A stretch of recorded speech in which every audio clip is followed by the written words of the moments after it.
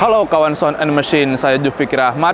Sekarang lagi di pameran Gaikindo Indonesia International Auto Show atau GIAS 2024. Kita bakal bahas salah satu mobil terbaru untuk mesin pembakaran dalam di tengah banyaknya mobil baru yang bertenaga listrik. Salah satunya adalah Mitsubishi Triton dan kita bakal bahas 7 fakta menariknya.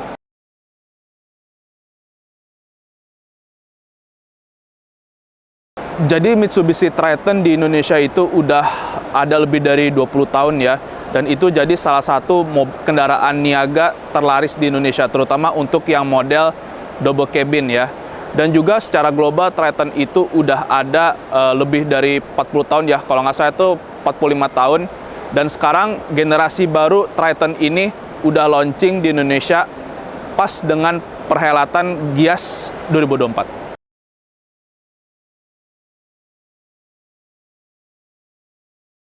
Jadi All New Triton ini masih mengusung konsep desain dynamic shield ya. Cuman dynamic shieldnya ini udah beda sama mobil Mitsubishi yang lain.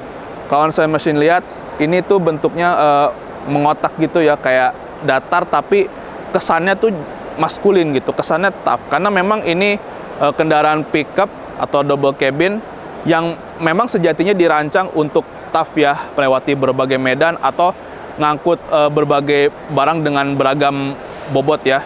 Dan ini untuk bagian depan All New Triton ya.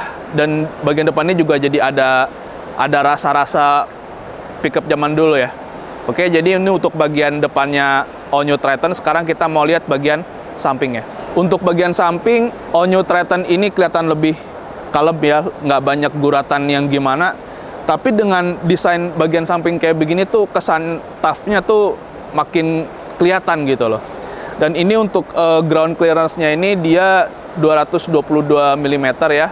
Dan untuk pelek dia pakai 18 inch.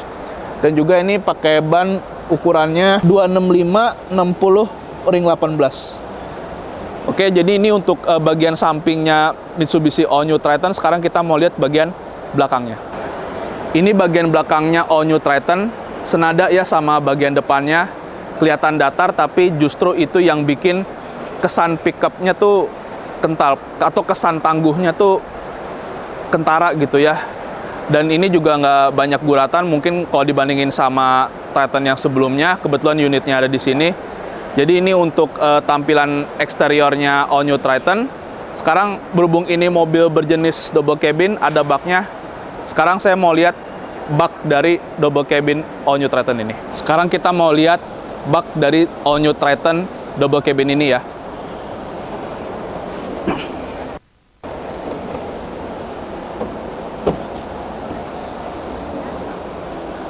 Jadi segini baknya cukup luas ya. Mungkin saya masih bisa selonjoran nih di sini. Oh ya, bisa. Saya masih bisa selonjoran yang artinya bak ini termasuk luas ya. Nah, rasanya kurang afdol ya kalau belum bahas atau belum kasih tahu luasnya seberapa. Luas baknya ini dia 1475 kali 1545 kali 525 mm. Nah, ini untuk baknya ya.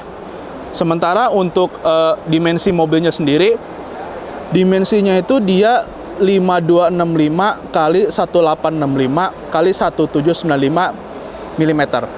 Nah, wheelbase-nya dia 3130 mm.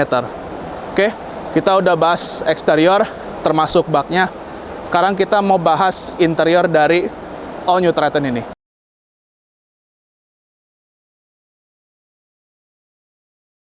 Interior All New Triton ini beda banget ya dengan Triton yang sebelumnya.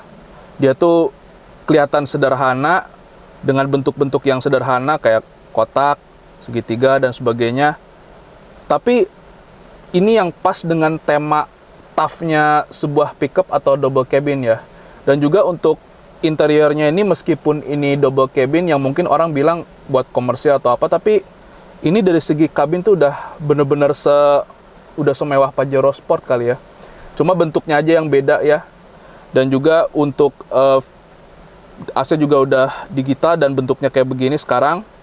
Dan ini layar multimedia. Ya meskipun kesannya nggak terintegrasi, tapi pas dengan dashboardnya gitu, dengan layar multimedia seperti ini. Kalau nggak salah ukurannya 8 inch ya. Dan juga di sini udah ada wireless charger ya. Oh ya, untuk fitur nanti dibahas di fakta berikutnya aja.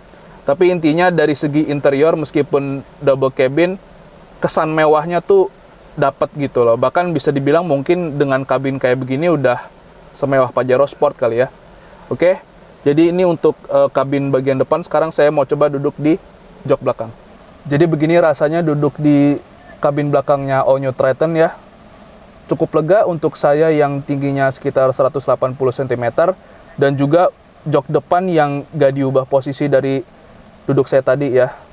Oh ya, mengenai interior ini juga kelihatan lebih sporty ya. Tadi di depan juga ada detail karbon, di sini juga ada detail karbon. Oh ya, sama ini untuk joknya udah elektrik ya. Cuman elektriknya ini untuk yang jok driver aja. Sementara untuk jok penumpang depan masih reclining manual ya. Oke, sekarang kita mau bahas ke fakta berikutnya, yaitu fitur-fitur yang ada di All New Triton ini.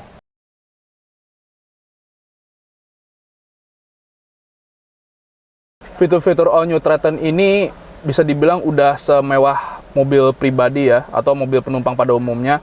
Seperti misalnya airbag yang udah 7 airbag.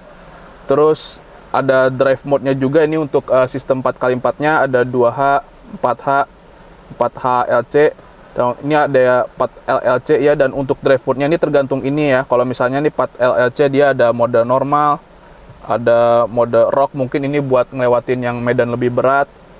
Ya, ini untuk sistem 4x4-nya All New Triton ya.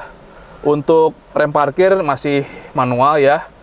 Tapi berhubung ini double cabin mestinya nggak jadi masalah ya. Bahkan lebih baik rem parkir manual karena lebih durable ya ketimbang rem parkir yang elektrik seperti di mobil penumpang pada umumnya untuk kisaran menengah ke atas lah untuk kelasnya. Dan juga untuk AC dia udah full digital. Ini layar udah 8 inch kalau nggak salah. Terus di sini ada kamera, ada kamera mundur. Terus ada udah ada rear cross traffic alert. Nah, itu bunyi tadi rear cross traffic alert buat memberitahu bahwa di belakang mobil ini ada objek gitu, bisa jadi orang atau siapalah. Dan ini untuk fitur-fiturnya bisa dibilang udah semewah mobil pribadi kelas menengah ke atas ya. Meskipun ini double cabin yang mungkin orang bilang buat fleet atau buat tempur ya. Meskipun demikian, tapi ini tetap ada unsur kenyamanan dan fitur layaknya kendaraan passenger car pada umumnya. Oke, kita udah bahas fitur-fitur. Sekarang kita mau bahas mesinnya.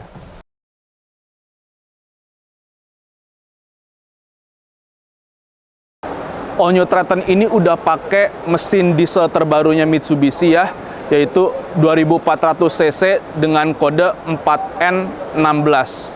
Dan tenaganya itu 184 PS di RPM 3500, torsinya itu 430 Nm di RPM 2250 sampai 2500 RPM. Mesin ini udah Euro 4 ya, yang artinya lebih ramah lingkungan. Dan tentunya mesin ini beda dengan Pajero Sport yang masih 4N15. Selain itu, sasis leather frame-nya baru ya, dengan luas penampang 65% lebih besar, yang artinya All New Triton ini lebih kokoh dari pendahulunya dan tentunya lebih durable dari pendahulunya.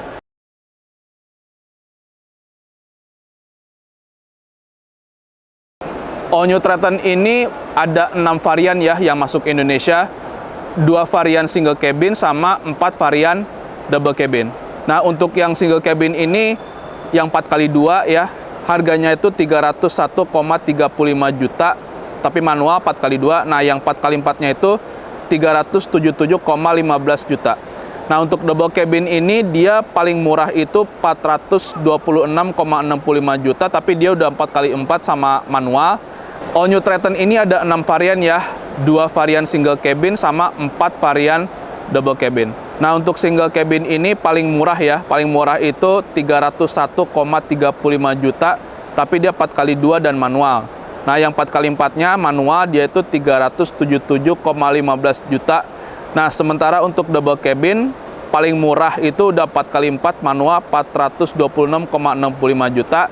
Sementara yang paling mahal yang di sebelah saya ini tipe Ultimate paling mahal, dia itu 4x4 otomatis, harganya 525,6 juta. Yang artinya dari segi harga tergolong terjangkau lah dibanding Pajero Sport. Yang artinya ini bisa jadi pilihan buat kawan Sound and Machine yang hobi double cabin atau demen off-road atau punya hobi mobil.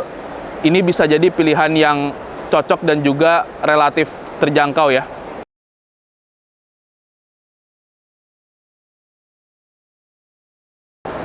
Ini yang jadi salah satu keistimewaan dari All New Triton, yaitu beredar juga di Jepang. Padahal di Jepang itu market double cabin tuh relatif kecil ya, dan baru-baru ini peminatnya bertambah lagi, dan setidaknya ada 2 ya double cabin di Jepang itu. Dan di Jepang itu Triton itu terakhir produksi keluaran 2005 sampai 2011, dan baru comeback itu kalau nggak salah 2023 atau 2024, yang artinya ini hitungannya comeback ya untuk All New Triton di pasar Jepang ini.